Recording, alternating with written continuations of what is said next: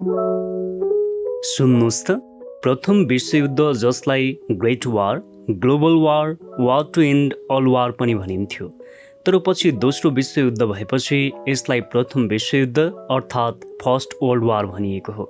सन् 1914 जुलाई 28 सुरु भएको विश्वयुद्ध 4 वर्ष यानि कि 1918 नोभेम्बर 11 सम्म चलेको थियो। करिब 2 करोड जतिको अङ्गभङ्ग भएको र 1 करोड 70 लाख जनाको ज्यान लिएको प्रथम विश्वयुद्ध पुरै विश्व अर्थतन्त्रको लागि घातक साबित भएको थियो, जसमा 1 करोड 10 लाख सैनिक र 60 लाख आम जनताले ज्यान गुमाएका थिए। कसरी सुरु भयो त प्रथम विश्वयुद्ध? एकैछिन सुन्नुहोस् त, भिडियो सुरु गर्नु पूर्व च्यानललाई सब्स्क्राइब गर्नुहोला। मैले तपाईँ जस्ता कमै मानिस मात्र देखेको छु जसले आफ्नो अमूल्य समय ज्ञानको लागि लगानी गर्दछन्। तिनीहरूमध्ये तपाईँ पनि एकजना हुनुहुन्छ। च्यानललाई सब्स्क्राइब गर्नुभयो भने आउनुहोस् भिडियोलाई सुरु गरौँ।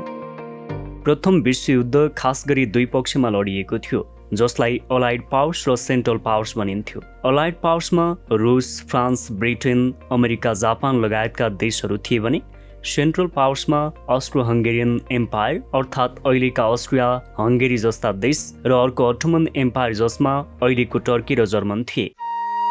प्रथम विश्वयुद्ध हुनुका कारणमध्ये पहिलो कारण थियो मिलिट्रिजम। मिलिट्रिजम अर्थात् जहाँ विभिन्न देशहरूमा नयाँ हतियारहरू, मेसिन गनहरू र विभिन्न आधुनिक शस्त्रहरू उत्पादन हुन्थे र विभिन्न देशहरूमा कसले कति उत्पादन गर्ने भन्नेमा होडबाजी चल्ने गर्थ्यो। नम्बर 2 मा थियो अलायन्स सिस्टम। नेपालीमा अलायन्स सिस्टम भन्नाले सन्धि वा सम्झौता भन्ने बुझिन्छ। त्यतिखेर विभिन्न देशहरूबीच विभिन्न गुप्त सम्झौताहरू हुने गर्थे। कुन देशले के सम्झौता गर्यो भन्ने थाहा हुँदैनथ्यो। प्रायजसो कुनै देशलाई अप्ठ्यारो परे एकअर्काले सहयोग गर्ने जस्ता सम्झौताहरू हुन्थे। नम्बर 3 मा कारण थियो इम्पेरियलिजम अर्थात् साम्राज्यवाद। त्यतिखेर विभिन्न देशले अरू देशमा राज गर्न चाहन्थे, साना देशलाई आफ्नो उपनिवेशमा ल्याउन चाहन्थे र यी यस्तै कारणबाट प्रथम विश्वयुद्ध सुरु हुन पुगेको थियो। नम्बर 4 मा छ आर्कड्युक फ्रेन्च फर्डिनान्डको मृत्यु। अस्ट्रो हङ्गेरियन साम्राज्यका राजकुमार आर्कड्युक फ्रेन्च फर्डिनान्डको मृत्यु प्रथम विश्वयुद्धको प्रमुख कारणमध्ये पहिलो कारण मानिन्छ। कसरी सुरु भयो त प्रथम विश्वयुद्ध?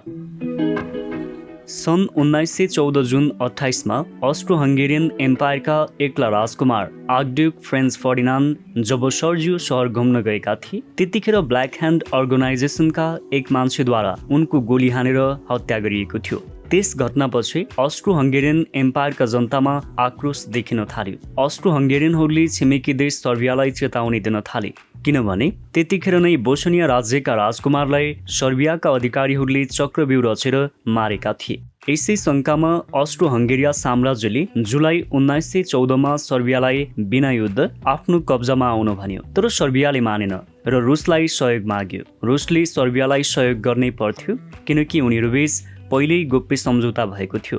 उता अस्ट्रो हङ्गेरियाले जर्मनीसँग सहयोग माग्यो, जसबीच सम्झौता भएको थियो। यसमा कारण बन्यो हामीले माथि भने जस्तै अलायन्स सिस्टम, जहाँ देशहरूबीच पहिले नै सहयोग गर्ने सम्झौताहरू हुने गर्थे। त्यसपछि सुरु भयो युद्धको घोषणा।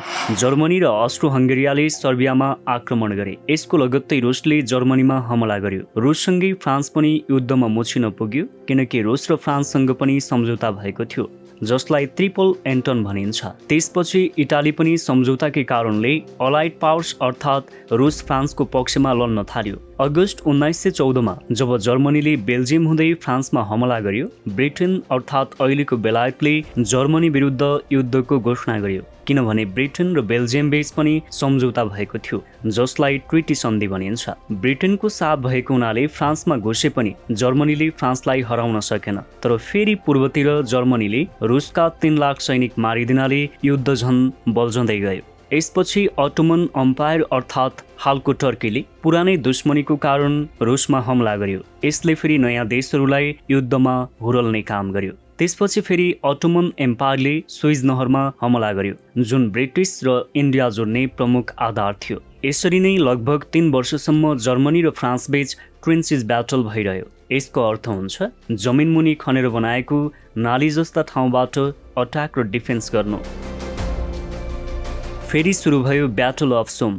जुन चाहिँ 1 जुलाई 1916 देखि 18 नोभेम्बर 1916 सम्म चल्यो, जसमा अलाइड पावर्स अर्थात् फ्रान्स ब्रिटेनका तर्फका 80,000 सैनिकहरू मारिए। त्यसपछि फ्रान्स र ब्रिटेनले अफ्रिकामा रहेका जर्मनीका कोलोनीहरूमा हमला गर्न थाल्यो। ब्रिटेनसँगको सम्झौताको कारण जापानले पनि चाइनामा रहेको जर्मन कोलोनीमा हमला गर्यो।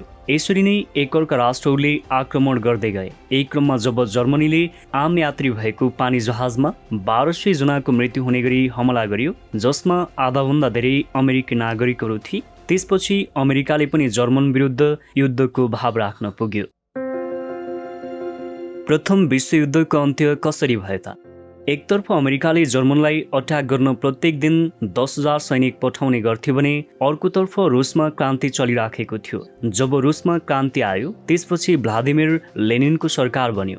आफ्नो सरकार बनेपछि लेनिनले जर्मनीसँग शान्ति सम्झौता गरे र रुसको तर्फबाट युद्धको अन्त्य गरे।